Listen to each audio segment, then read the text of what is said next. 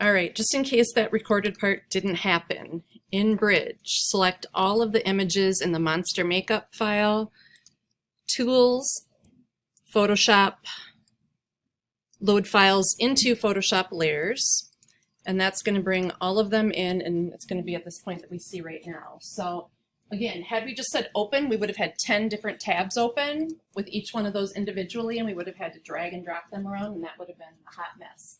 So if we look at this, we see that we have a whole bunch of layers here that all have names, and the person who made this file color-coded a bunch of them in red. That's why they show up as red. That was done by the designer. They added a red color to that layer to indicate these are the parts that you're going to use to dress up the image. The one that's not is the image of the person right in the middle. All right, let's do a file save as. And we're going to call this Your Name Monster.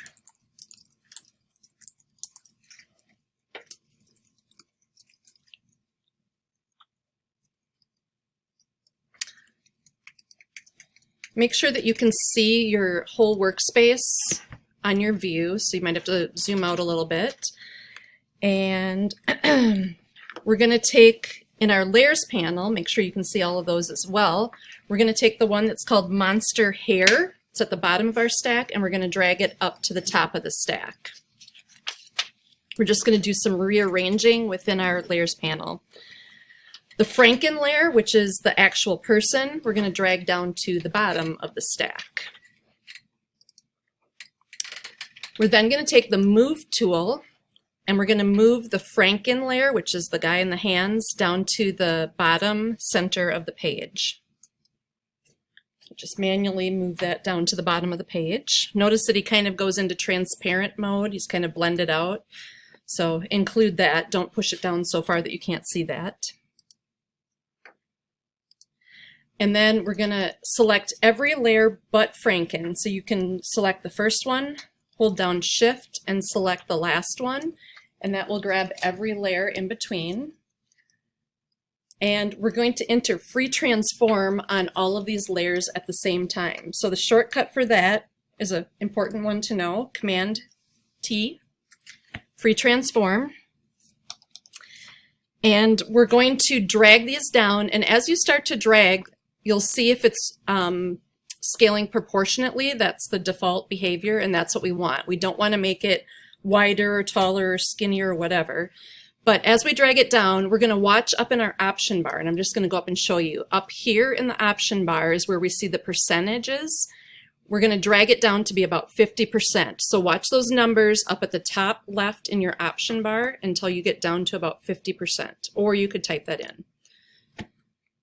So we scaled it down. In the real world, you'd be doing this based on what you're seeing with the person, but they're telling us flat out to do it at 50%. All right, then with your move layer, or actually not with your move layer, just you don't even need to switch tools, but still where you can move this around, kind of position it over the guy's head. And then to commit our changes, either hit Enter on your keyboard or the check mark at the top in the option bar. All right, we're going to want to zoom in to see the head a little bit more clearly. So use Command plus or the zoom tool or whatever you want to do to see that a little bit better. We're going to hide every layer except for green skin texture and Franken. Here's a helpful hint. Instead of clicking each one of these eyeballs individually, click, click, click, click, you can click and hold down your mouse button and just pull down over any of them that you want to turn off. Rather than clicking 1,700 times, you can click and drag with your mouse click down. So green skin texture layer is visible, Franken layer is visible. Make sure that the green skin texture layer is the one that's highlighted and the only one that's highlighted, selected, and take your move tool, and we're now going to move it over his face so that we can see his eyes through these eye holes.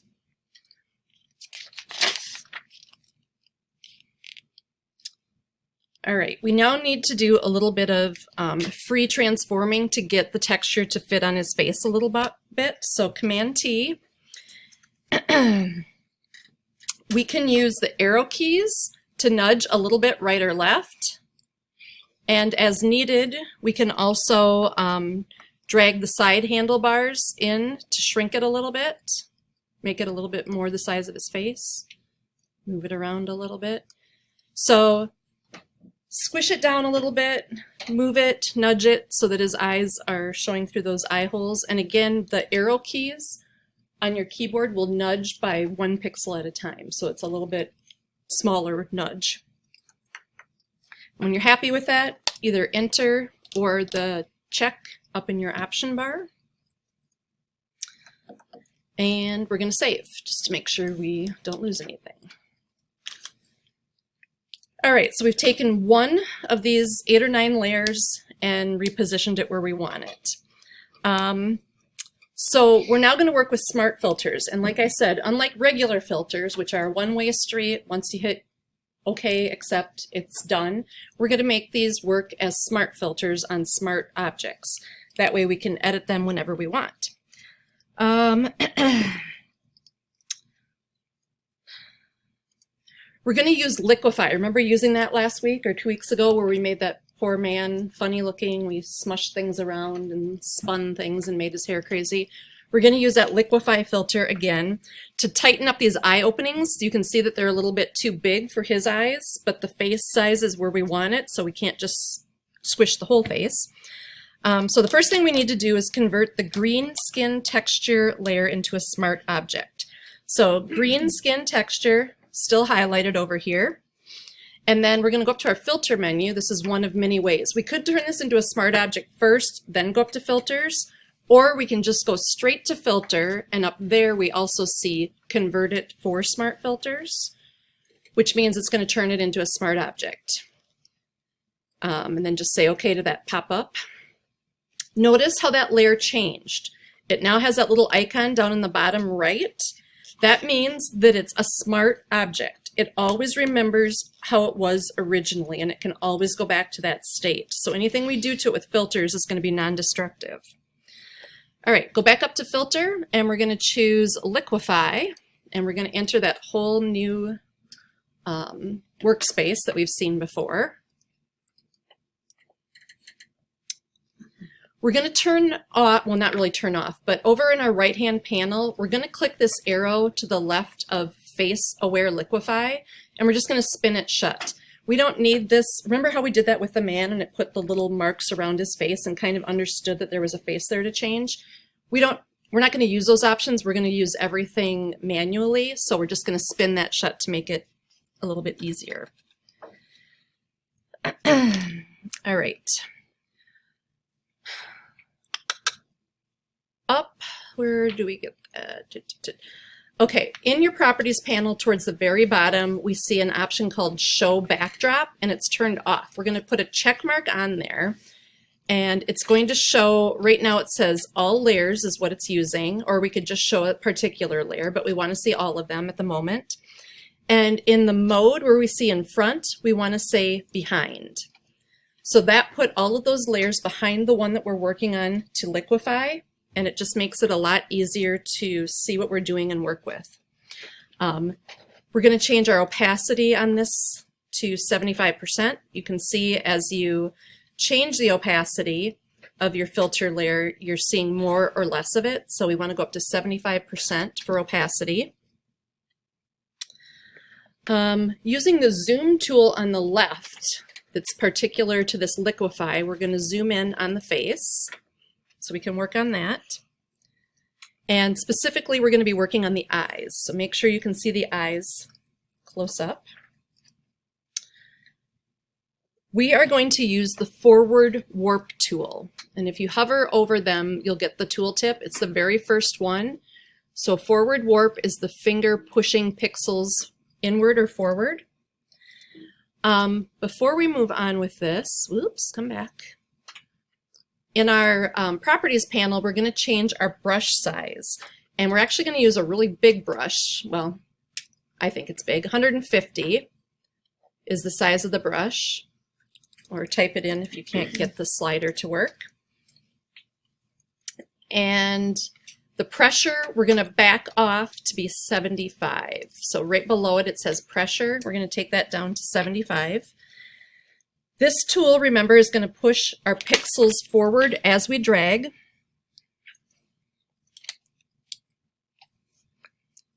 All right, with this tool, the first thing we're going to do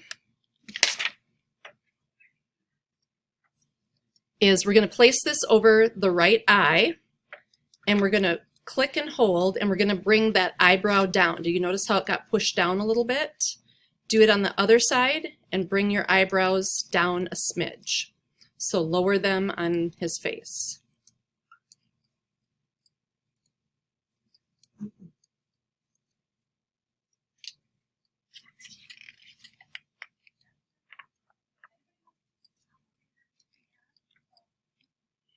You can also kind of do this from below the eye and push up.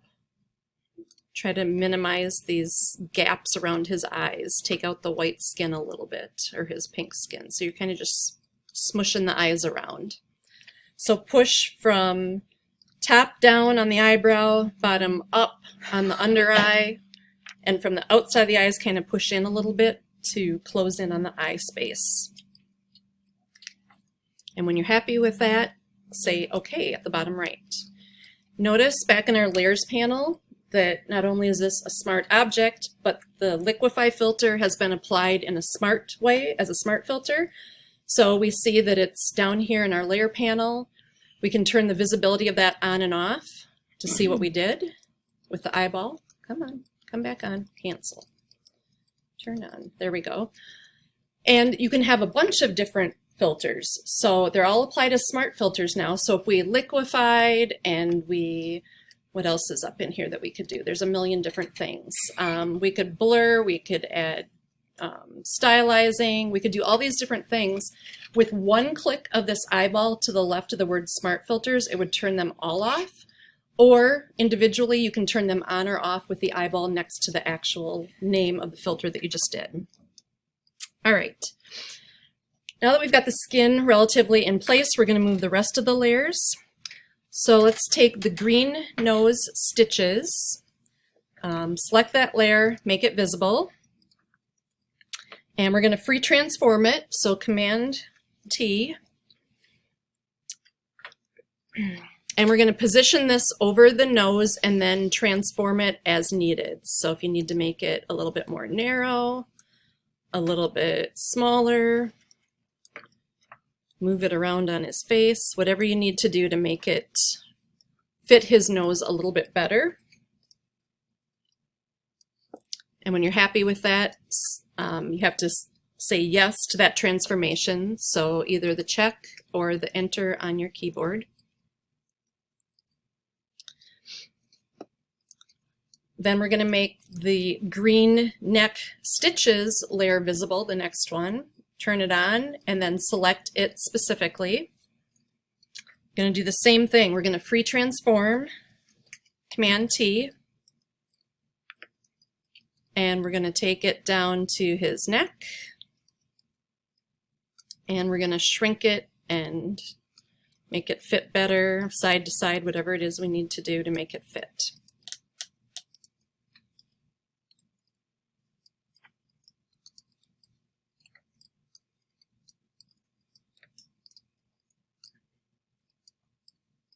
This is on top of his shirt, obviously, that's fine.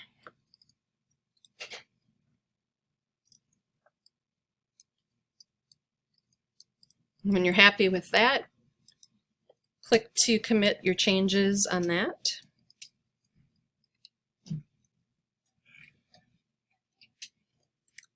Then we're going to turn on the visibility of the green ear stitches. Switch to that layer, make sure that's the one that's active. Free transform it, and we're going to move that down to the ear and make it smaller to fit on the ear.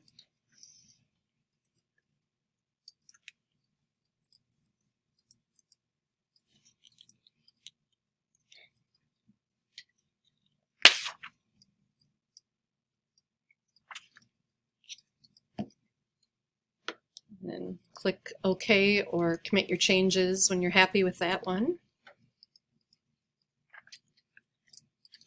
Forehead layer, activate it with the eyeball and then, or make it visible and then activate it. It's a bit big to be his forehead, so we need to free transform this as well. Move it into position and shrink it down a bit.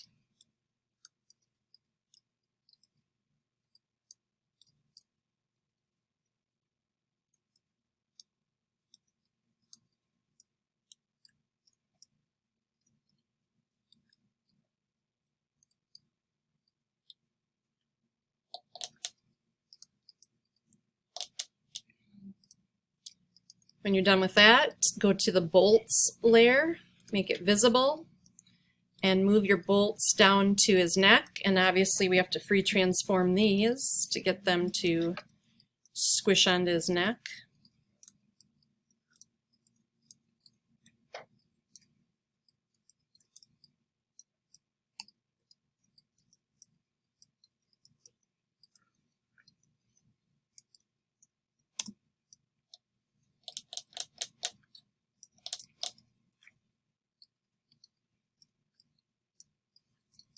And then finally the monster hair, activate it, make sure you're on that layer, free transform it, and position it and make it fit.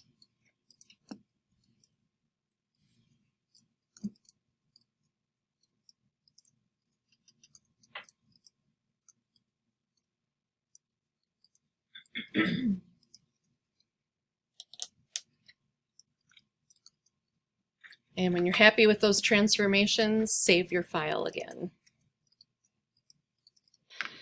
Okay, Frankenstein is built. Smart filters are awesome because they're always editable. So we can go back and change them if we need to. In our layers panel, we're going to go back and we're going to work with that liquefy layer again. So it's a smart filter that was added to our green skin texture layer. We're going to double click on the word liquefy, and that's going to bring us right back into our liquefy menu because it's 100% active and editable. Zoom in to see your eyes a little bit better. So take your zoom tool or however you want to get there. Let's look at their eyes a little bit better. Yuck. Might be a little close. We are going to use the pucker tool. So that is the 5th tool down. It's the one that looks like things get squished in. And we're going to go to the outside corner. Whoops, got to select the tool. Going to go to the outside corner of each eye. And again, your brush size might be a little confusing here. We're going to squeeze on the outside corners of each eye. Now, I did it twice. I'm going to undo that because it pulled all the pixels over. So I need a much smaller brush than I had. So like a 22 size brush on the outside corners of each eye. How do you get to that? And the inside corners also. How do you get to what?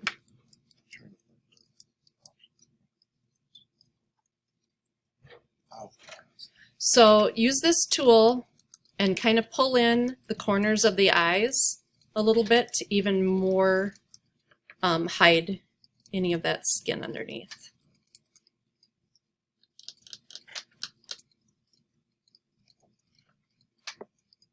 The bloat tool, that is the next one down in line. Click on the bloat tool. Again, you're going to have a huge brush size. You can make that smaller. Remember, the left and right bracket keys will make your brush smaller visually so you can see how big they are. We're going to click on the outer edge of the eyebrow to expand that. So we're going to pucker up this outside edge of the eyebrow. Again, do whatever level of puckering you want, but we're shrinking in the skin around the eyes to tighten it up, and then we're bloating the eyebrows to make them look a little bit fatter and more monstrous. So within this tool, you could, or within the liquefy, you could take all these different tools that we've worked with and you could customize your monster, give him kind of fat eyes or fat under eyes if you want, whatever you want to do to him. When you're happy, say okay at the bottom right. And we've further liquefied this. We've done some editing on the liquefy layer, but it's still 100% editable.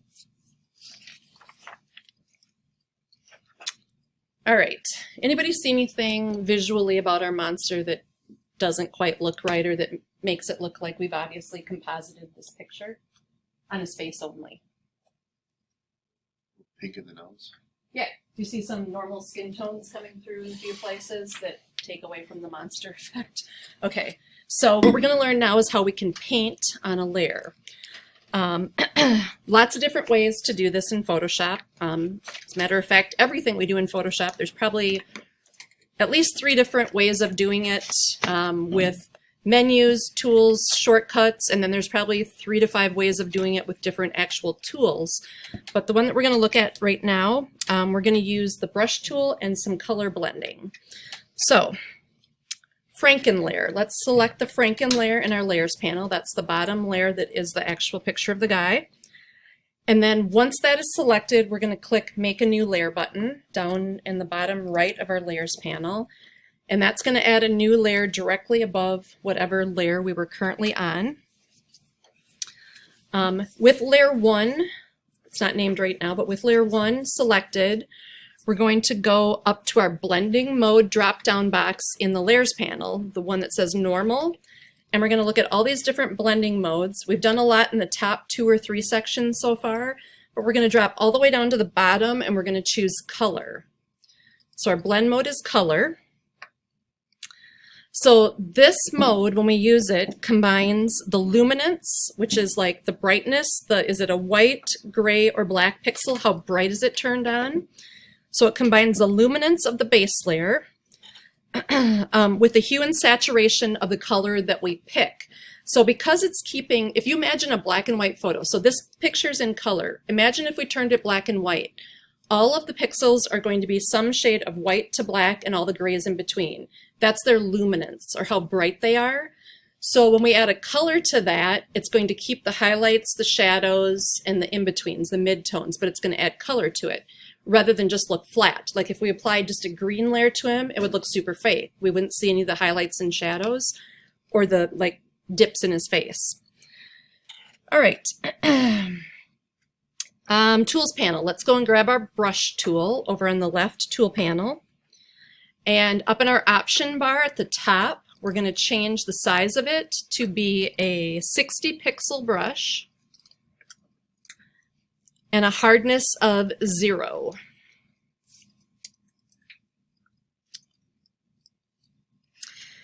To temporarily switch to the eyedropper tool while we're in the brush tool, we hold down the Option key, and that temporarily makes it the eyedropper. And we're going to sample a green color in the monster's face. So somewhere up in the forehead, just click once to sample that color of green, and then let go of your Option key, and you're back into the brush tool. Notice though that your foreground color changed down here at the bottom of your toolbar, and it's whatever green sample you just pulled out of his forehead. If you sampled in a darker shadow, you'd have a darker color over here. Doesn't matter, just pick one of the greens in his face. All right, now we want to go down to the Franken layer in the layers panel, and we want to select those pixels. When we have it highlighted in the layers panel like we do now, it's the active layer, but the pixels themselves aren't selected. So if you hold Command and you click on the thumbnail itself in the layer panel, your selection is loaded. The marching ants go around whatever's in that layer, the Franken layer. So we can see that it's not where our hair is, it's not out where the bolt is, whatever else. The pixels on this layer are now underneath the marching ants. Okay, now that we did that, go back to layer 1. Make sure that layer 1 is the one we're working on, but we still have our marching ants. That's showing us underneath it in the layer below is the parts that we're trying to target. With our brush tool, we are now going to start painting over the hands. Notice that this is not just his face, it's everything in the Franken layer. So with our brush tool, we're going to paint over, and notice it doesn't matter if we go outside the lines because the pixels are selected. Where you have to be careful is when you get close to his blue shirt, because that's part of his selection also. So if I painted into that, like I'm doing right now on purpose on accident, I'm making that green also, and you don't want to do that. So make sure that when you're painting, you keep it limited to the skin parts. For the purpose of doing his hands, this is a small brush, I think. I'm going to make it bigger. It's going to be a lot faster. And then I'll get smaller brush when I get in these detail areas, like around his blue shirt. So let's colorize his hand. And notice, because we're using this color blend mode, we're still keeping all of the luminance, the highlights and shadows of the base layer. So go ahead and paint both hands.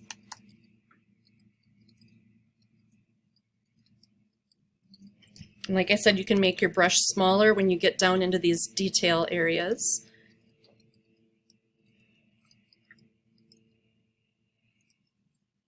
Okay, looking a bit more realistic now.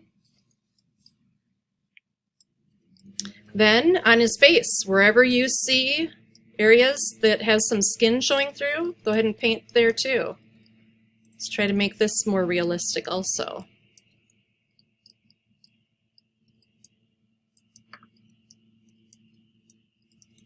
I personally even did his eyes. You don't have to, but I think he looks better with green eyes. Looks less human.